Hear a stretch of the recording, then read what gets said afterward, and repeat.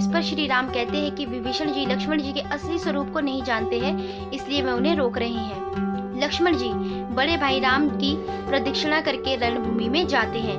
लक्ष्मण जी और अतिकाय के बीच ललकार पूर्ण संवाद होता है। उधर अंगद अपनी गदा के प्रहारों से नरांतक और हनुमान देवांतक का अंत कर देते हैं।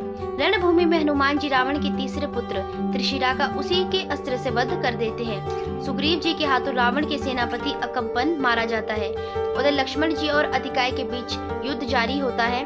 अतिकाय अपना रथ आकाश में ले जाता है और लक्ष्मण जी से माया युद्ध करता है। हनुमान जी लक्ष्मण जी से कहते हैं कि अतिकाय आकाशीय रथ पर है और वह धरती पर पैदल। मायावी अतिकाय इसका लाभ ले सकता है। हनुमान जी के अनुरोध पर लक्ष्मण जी उनके कंधों पर बैठते हैं और हनुमान जी हवा में उड़कर लक्ष्मण जी को अतिकाय के रथ के बराबर ले जाते हैं। फिर भी लक्ष्मण जी के बाण अतिकाय को नहीं भेद पाते।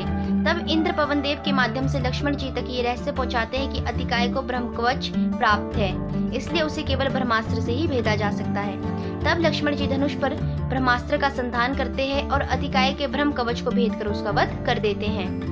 आज के रक्तपात और युद्ध भूमि को हजारों शवों से पटा देखकर श्री राम भारी मन से कहते हैं कि मानव का सबसे बड़ा शत्रु स्वयं युद्ध है।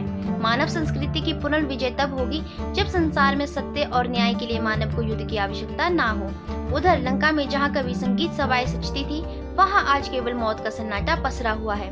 बीच बीच में इस सन्नाटे को चीरता हुआ रानी धन्यमालिनी का विलाप गूंजता है। धन्यमालिनी अपने पति को कोसते हुए कहती है कि क्या वे पितरों को पानी देने के लिए अपने अंतिम जीवित पुत्र मेघनाथ को भी बलि चढ़ाना चाहते हैं। तभी मेघनाथ महल में प्रवेश करके अपनी छोटी माँ को विलाप करने से मना करते हैं और अपने हर भाई की मृत्यु का प्रतिशोध लेने के लिए स्वयं युद्ध भूमि में जाने की घोषणा करते हैं। किंतु रावण मेघनाथ को युद्ध में भेजने को लेकर असमंजस में है। वह पुत्र मेघनाथ को लंका का भविष्य बताकर उसे सुरक्षित रखना चाहता है, किंतु मेघनाथ रावण को समझाते हुए युद्धोन्मत्त स्वर में कहता है कि यदि वह आज सूर्यास्त से पहले विजय पताका फहराकर नहीं लौटा तो सदैव के लिए शस्त्रों का त्याग करके जल समाधि ले लेगा। रावण मेघनाथ के दृढ़ विश्वास को देखते हुए उसे कूच करने की आज्ञा दे देता है। मेघनाथ युद्ध में जाने का निर्णय लेता है।